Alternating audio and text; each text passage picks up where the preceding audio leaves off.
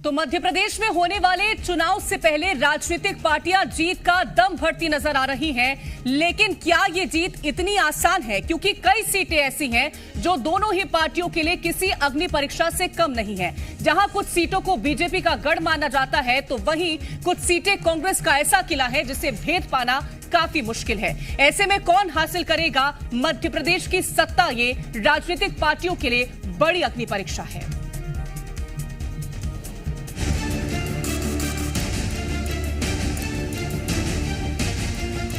मध्य प्रदेश में चुनावी तैयारियां जोरों पर हैं। राजनीतिक पार्टियां पूरे दमखम के साथ चुनावी मैदान में हुंकार भर रही हैं।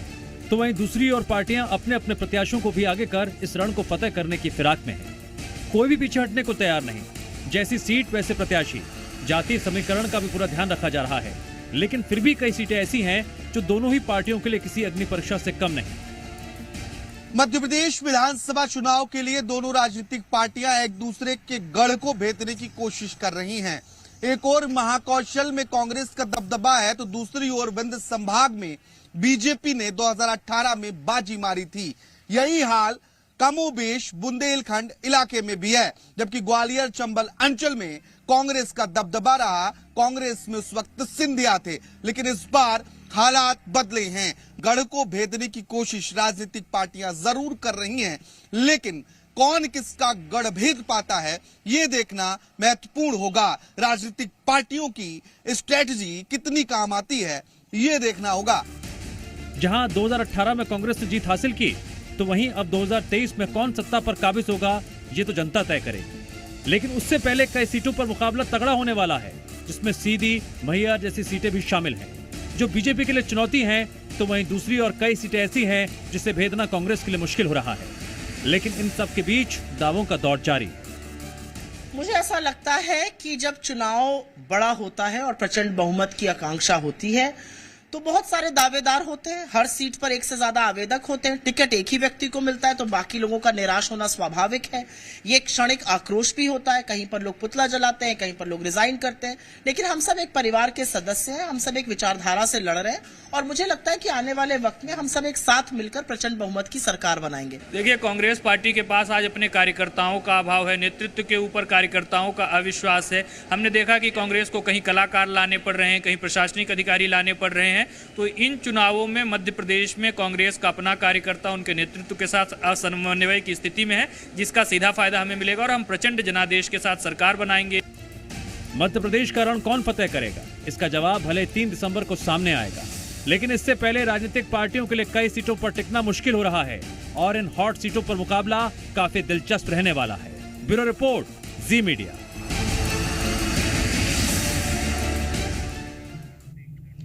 तो मध्य प्रदेश में इस बार कई सीटों पर कांग्रेस और बीजेपी के बीच कांटे की टक्कर देखने को मिलने वाली है। तो चलिए सबसे पहले आपको मध्य प्रदेश की कुछ हॉट सीटें बता देते हैं, जहां मुकाबला बेहद दिलचस्प होने वाला है।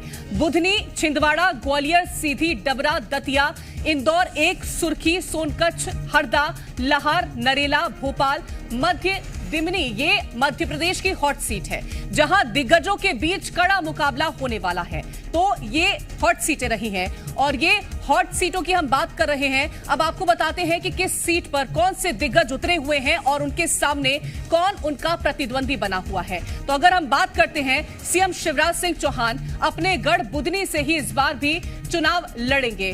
पार्टी ने उनके नाम की घोषणा कर दी है, और वहीं कांग्रेस ने इस बार टीवी सीरियल में हनुमान का किरदार निभाने वाले विक्रम मस्ताल को मैदान में उतारा है। 2018 के विधानसभा चुनाव में कांग्रेस पार्टी ने अपने दिग्गज नेता अरुण यादव को मैदान में उतारा था। अरुण यादव की करारी हार बुधनी में हुई थी। वहीं डबरा विधानसभा सीट में मध्य प्रदेश काफी चर्चित सीट है ये। यहां से ज्योतिरादित्य सिंधिया की करीबी इमरती देवी को बीजेपी ने फिर से टिकट दिया। वहां उपचुनाव हार गई थी। वहीं इमरती देवी से मुकाबले के लिए कांग्रेस ने सुरेश राजे को यहां से टिकट दिया है। सुरेश राजे अभी वहां से सीटिंग विधायक हैं। कुछ दिन पहले वहां एक वीडियो को लेकर के भी चर्चा में आई थी। अब मध्य प्रदेश के गृह मंत्री नरोत्तम मिश्रा दतिया विधानसभा से चुनाव लड़ते हैं। पार्टी इस बार भी उन्हें ही टिकट दिखती नजर आई है। नरोत्तम मिश्रा से मुकाबले के लिए कांग्रेस ने अवधेश नायक को मैदान में उतारा। अवधेश नायक एक समय में नरोत्तम मिश्रा के ही करीबी रहे हैं। वहीं बीजेपी के राष्ट्रीय महासचिव कैलाश विजयवर्गीय इंदौर 1 से चुनाव लड़ रहे हैं। उनसे मुकाबले के लिए कांग्रेस ने सीटिंग विधायक संजय शुक्ला को मैदान में उतारा है। कैलाश विजयवर्गीय और संजय शुक्ला की नजदीकियां किसी से छुपी नहीं है। अब दोनों ही सियासी मैदान में आमने सामने और जीत के दावे कर रहे हैं। 2018 के विधानसभा चुनाव में सुर्खी सीट पर कांग्रेस ने कब्जा जमाया था। यहां गोविंद सिंह राजपूत विधायक बने। बाद में ज्योतिरादित्य सिंधिया के साथ उन्होंने पाला बदल दिया। 2020 के उपचुनाव में भी उन्होंने जीत हासिल की। इस बार फिर से उन्हें टिकट मिला है। कांग्रेस ने उनसे मुकाबले के लिए नीरज शर्मा को टिकट दिया। बीजेपी ने सोनकच्छ सुरक्षित सीट राजेश सोनकर को उम्मीदवार बनाया है। यहां काफी हॉट सीट मानी जाती है। राजेश सोनकर से मुकाबले के लिए कांग्रेस ने अपने कद्दावर नेता सज्जन सिंह वर्मा को मैदान में उतार दिया है। सज्जन सिंह वर्मा कांग्रेस की सरकार में मंत्री भी रहे हैं।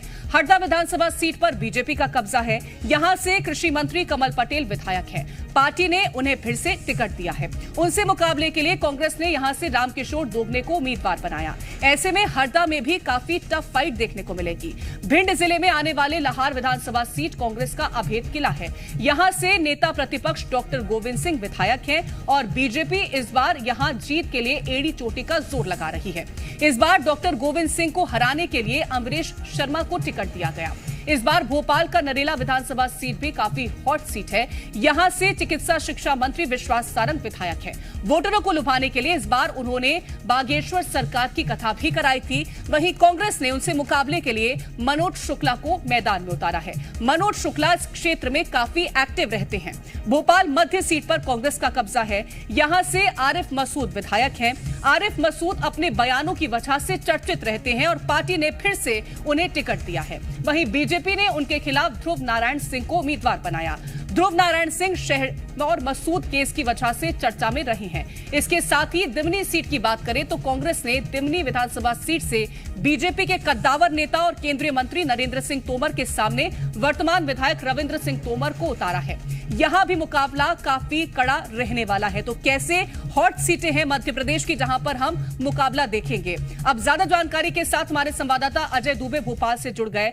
अजय, ऐसी सीटें हैं जहां पर अगर हम बात करें तो महाकौशल यहां पर कांग्रेस का गढ़ माना जाता है। कांग्रेस का जो प्रदर्शन था 2018 में शानदार प्रदर्शन। अगर हम बात करते हैं विंध्य की तो यहां पर बीजेपी का गढ़ माना जाता है। यहां पर बीजेपी ने अच्छी खासी सीटें अपने हिस्से की थी, लेकिन दोनों ही गढ़ को भेदने की कोशिश दोनों ही पार्टियां कर रही हैं। किसके लिए मुश्किल रहने वाला है, किसके लिए आसान रहने वाला है, क्योंकि बराबर पड़ना भारी नजर आ रहा है। देखिए कीर्ति, इस बार मध्य प्रदेश का विधानसभा चुनाव बेहद दिलचस्प होने वाला है। चाहे वो भारतीय जनता पार्टी हो या कांग्रेस, दोनों ही पार्टियों में इस बार टक्कर मुकाबले का होने वाला है। और भारतीय जनता पार्टी ने भी पूरी ताकत झोंक दी है और कांग्रेस ने भी, क्योंकि भारतीय जनता पार्टी का पूरा केंद्रीय नेतृत्व का कुनबा पूरी तरह से मध्य प्रदेश में, चाहे प्रधानमंत्री मोदी हो, चाहे गृह मंत्री अमित शाह हो और चाहे राजनाथ सिंह हो, तमाम लोग मध्य प्रदेश में दौरे किए, क्योंकि उन्हें पता है कि मध्य प्रदेश में शिवराज सिंह चौहान के चेहरे को लेकर एंटी इनकम्बेंसी है। कांग्रेस ने भी जन आक्रोश के जरिए जनता को साधने की कोशिश की। तमाम वो मुद्दे, चाहे वो भ्रष्टाचार के हो, बेरोजगारी का हो, महंगाई का हो, जनता के चाहे किसानों की बात हो, तमाम मुद्दों को साधने की कोशिश की। और अब इस जन आक्रोश के जरिए जनता कितना सजग है ये तो चुनाव में आने वाले परिणाम बताएंगे। लेकिन मध्य प्रदेश का चुनाव इस बार कांटे की टक्कर का होने वाला है। विंध्य की अगर बात करें तो विंध्य में 30 सीटें आती हैं। भारतीय जनता पार्टी वहां पर हमेशा जीत कराती है। कांग्रेस 6 अंकों से 6 से ज्यादा सीटें वहां पर नहीं ला पाई। 1 अंक से ज्यादा वो दहाई में नहीं पहुंची। 24 सीटें वहां पर भारतीय जनता पार्टी जीत कराई है। लेकिन इस बार भारतीय जनता पार्टी को विंध्य जीतना भी बेहद मुश्किल है। बड़ी वजह यह है कि सिंगरौली का गोलीकांड, राम लल्लू वैश्य वहां के विधायक हैं और उनके बेटे ने आदिवासी युवक पर गोली चलाई थी। वह भी एक बड़ा कारण है कि मध्य प्रदेश का आदिवासी और विंध्य का आदिवासी बेहद नाराज है। दूसरा अगर बात करें तो सीधी का पेशाब कांड मध्य प्रदेश ही नहीं पूरे देश में सुर्खियों में रहा। यही वहां पर सीएम शिवराज सिंह चौहान ने डैमेज कंट्रोल करने के लिए आदिवासी को आर्थिक सहायता के साथ सीएम हाउस में बुलाकर उसका पांव तक धोया। इसके बाद भी आदिवासियों और ओबीसी की नाराजगी दूर होती नजर नहीं आ रही है। शहडोल में गोंड आदिवासियों का आंदोलन एक बड़ा वजह है कि बिंद इस बार जीतना भारतीय जनता पार्टी के लिए बेहद मुश्किल होगा। अगर मैहर की बात करें तो लगातार वहां पर नारायण त्रिपाठी लगातार विंध्य प्रदेश बनाने की मांग करते रहे हैं, वहां भी लंबा विरोध रहा है और अब भारतीय जनता पार्टी से वो छोड़ चुके हैं। वहां भी बगावत एक बड़ी वजह है कि वहां भी बहुत मुश्किल होगा। और महाकौशल की अगर बात करें तो इस बार महाकौशल को भेदना भी भारतीय जनता पार्टी के लिए बेहद मुश्किल होगा, क्योंकि अगर 2013 की बात करें तो 2013 में भारतीय जनता पार्टी को 24 सीटें महाकौशल से मिली थी और वहां पर 13 के करीब कांग्रेस को मिली थी। लेकिन इस बार 2018 में पूरी तरह से उलट हो गया था, क्योंकि वहां पर आदिवासियों की नाराजगी की वजह से बीजेपी को हार का सामना करना पड़ा। पूरी पृष्ठभूमि किस तरह से हुई, लेकिन वहां पर महाकौशल में 13 सीटें भारतीय जनता पार्टी जीत कर आई, क्योंकि मध्य प्रदेश का आदिवासी सरकार के नीतियों से, सरकार की योजनाओं से लाभ नहीं मिलने की वजह से नाराज था। तो महाकौशल भी जीतना इस बार बेहद कठिन है, क्योंकि जबलपुर से बात करें तो जबलपुर में तरुण भनोट और सांसद राकेश सिंह का कांटे का टक्कर मुकाबला है। वहां भी उस सीट पर जीतना भारतीय जनता पार्टी को बेहद मुश्किल होगा, क्योंकि हमेशा से वहां बीजेपी का गढ़ जरूर रहा है, लेकिन पिछले 2 बार से वहां पर तरुण भनोट लगातार जीत कर आ रहे हैं। क्योंकि जबलपुर में भी 8 सीटें हैं, 4 पर कांग्रेस और 4 पर भारतीय जनता पार्टी रही है। तो महाकौशल को भी भेदना बहुत मुश्किल है इस बार भारतीय जनता पार्टी को। ग्वालियर चंबल की बात करें तो लाहौर सीट बिल्कुल, मेरा सवाल अजय ग्वालियर चंबल को लेकर ही था। ग्वालियर चंबल बीते अगर हम चुनाव की बात करते हैं तो गढ़ था ज्योतिरादित्य सिंधिया का, लेकिन बीच में वो पार्टी छोड़ करके चले गए बीजेपी में। यहां पर किसके लिए मुसीबत हो सकती है? देखिए, ज्योतिरादित्य सिंधिया कांग्रेस छोड़कर भारतीय जनता पार्टी में गए, कई विधायकों को लेकर गए और पूरी सरकार बदल गई, कांग्रेस की सरकार गिर गई। पूरी पृष्ठभूमि सबको पता है। उसके बाद भारतीय जनता पार्टी की सरकार बनी, लेकिन जब उपचुनाव हुए तो कुछ सीटें कांग्रेस की भी कम हुई। 17-17 दोनों भारतीय जनता पार्टी और कांग्रेस की 17-17 वहां पर सीटें आई। लेकिन इस बार ज्योतिरादित्य सिंधिया का भी साख उतना मजबूत नहीं है। कांग्रेस का यह दावा है कि वहां पर वो जीतेगी, समूचे मध्य प्रदेश में ये दावा कर रही है कि हम बहुमत के साथ आएंगे। लेकिन इस बार भी ज्योतिरादित्य सिंधिया की बात हो, चाहे नरेंद्र सिंह तोमर, केंद्रीय मंत्री नरेंद्र सिंह तोमर हो, सभी का इस बार कैरियर के साथ साथ अस्तित्व दांव पर लगा है, क्योंकि मध्य प्रदेश में शिवराज सिंह चौहान के चेहरे को लेकर anti incumbency PM Modi Madhya Pradesh में आते हैं। ग्वालियर दौरा, शहडोल दौरा, सागर तमाम दौरे करते हैं, लेकिन मध्य प्रदेश के मुख्यमंत्री शिवराज सिंह चौहान की योजनाओं और उनका नाम नहीं लेते।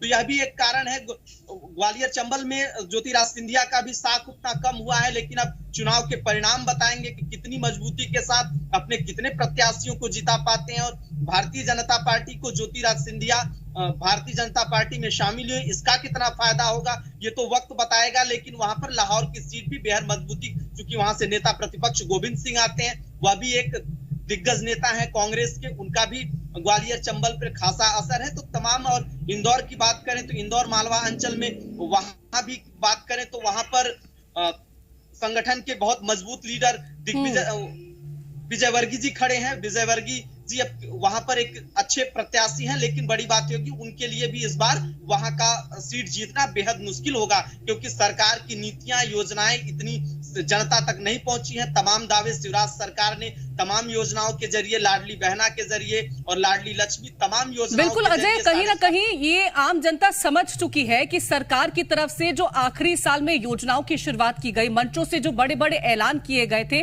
वो महज चुनावी लॉलीपॉप देने की कोशिश की गई थी। क्योंकि अगर सरकार को कुछ करना होता, वो जनहितैषी होती, तो कहीं ना कहीं वो बीते 18 सालों में इस तरह का कार्य करती, और सरकार को कहीं ना कहीं इस तरह का जो रोष है फिलहाल जनता में, वो नहीं देखने को मिलता। बिल्कुल, सरकार को पता है, क्योंकि जब चुनाव आता है तो जनता याद आती है, चुनाव आता है तो योजनाएं याद आती हैं, उसका क्रियान्वयन याद आता है, आवास योजना से लेकर तमाम चीजें याद आती हैं।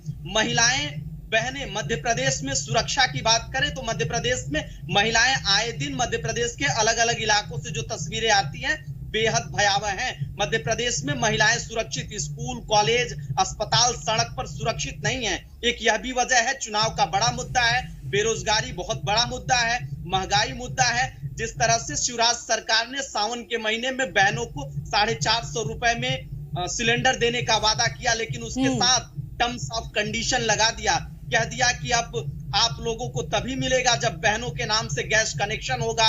अब तमाम बहनें गैस कनेक्शन लेने के लिए 450 रुपए में सिलेंडर लेने के लिए अलग अलग जगह चक्कर काट रही हैं, और गैस एजेंसियां साफ तौर पर कह दी कि आपके पति के नाम से अगर गैस सिलेंडर कनेक्शन है तो आपके नाम से ट्रांसफर नहीं होगा। अब सवाल यही है कि आखिर बहनों के नाम से सिलेंडर है नहीं तो बहनें योजनाओं का लाभ लेंगी कैसे, और उनके नाम से अब अगर कोई कनेक्शन लेता है तो उन्हें योजनाओं का लाभ नहीं मिलता। तो टर्म्स ऑफ कंडीशन के साथ शिवराज सिंह चौहान ने चुनावी दाव चला है, लेकिन जनता सब समझती है और जनता जानती है कि शिवराज सिंह चौहान ने ये चुनाव का जो लॉलीपॉप दिया है कितना कारगर होगा। तमाम योजनाओं की बात करें, शिवराज सिंह चौहान ने जिस तरह से खेतीहर किसानों की बिजली माफ की बात कही है, किसानों का कर्ज माफी की बात कही है, ये तमाम चीजें हैं, लेकिन अब कितना जनता साथ देगी ये तो वक्त बताएगा। अब बिल्कुल, जनता कितना साथ देगी ये तो वक्त बताएगा। एक और सवाल मेरा आपसे अजय है कि इस बार जब बीजेपी की तरफ से कई बड़े चेहरों को मैदान में उतारा गया तो कई नामों को लेकर के चर्चाएं हैं कि कौन मुख्यमंत्री हो सकता है, और जो मुख्यमंत्री है उसको लेकर के अभी भी स्थिति साफ बीजेपी ने नहीं की है। प्रधानमंत्री नरेंद्र मोदी के चेहरे पर, कमल के चेहरे पर चुनाव लड़ा जाएगा, इसका क्या अच्छा प्रभाव पड़ने वाला है? क्या प्रभाव इसका हो सकता है? देखिए, मध्य प्रदेश में शिवराज सिंह चौहान के चेहरे को लेकर एंटी इनकम्बेंसी है। सरकार जानती है कि सीएम शिवराज के चेहरे को लेकर अगर जनता के बीच जाएंगे, तमाम योजनाएं मध्य प्रदेश में तमाम घोटाले हुए, व्यापम से लेकर तमाम घोटाले हुए, उससे जनता सब समझती है। पटवारी, पुलिस से लेकर तमाम घोटाले हुए, जनता को योजनाओं का लाभ नहीं मिला। मुफ्त की रेवड़ियां शिवराज सिंह चौहान ने बांटा और मध्य प्रदेश कर्ज तले दबता गया। जब प्रधानमंत्री मोदी भी मध्य प्रदेश में आए, अब मध्य प्रदेश में सॉन्ग भी अगर लॉन्च हुआ तो पीएम मोदी के मन में मध्य प्रदेश और मध्य प्रदेश के मन में मोदी जैसे सॉन्ग्स लॉन्च किए, और सीएम शिवराज सिंह चौहान को मध्य प्रदेश में चेहरा नहीं बनाया गया, क्योंकि भारतीय जनता पार्टी जानती है कि अगर शिवराज के चेहरे को लेकर मध्य प्रदेश में चुनाव लड़ेंगे तो ये हार की स्थिति होगी। यही वजह है कि जब पीएम मोदी मध्य प्रदेश आते हैं, भोपाल आते हैं, सागर आते हैं, ग्वालियर आते हैं, शहडोल आते हैं, लेकिन केंद्र की योजनाओं का जिक्र करते हैं, तो भ्रष्टाचार की बातें करते हैं, लेकिन शिवराज का नाम नहीं लेते, क्योंकि उन्हें पता है। और चेहरे के रूप में, सीएम चेहरे के फेस के रूप में मध्य प्रदेश में बिना दूल्हे का बारात निकल रही है। मध्य प्रदेश के चुनाव में दूल्हा नहीं है। बिल्कुल, बीजेपी की तरफ से अभी दूल्हा घोषित नहीं किया गया है। अब इसका फायदा पार्टी को मिलता है या नुकसान झेलने को मिलता है, ये तो आने वाला वक्त बताएगा जब 3 तारीख को नतीजे सामने आएंगे। फिलहाल तमाम जानकारी पहुंचाने के लिए बहुत शुक्रिया है आपका अजय। तो मध्य प्रदेश में चुनाव है और हॉट सीटों को लेकर के हमने आपको जानकारियां साझा की हैं कि कौन सी पार्टी से कौन से दिग्गज को उतारा गया है।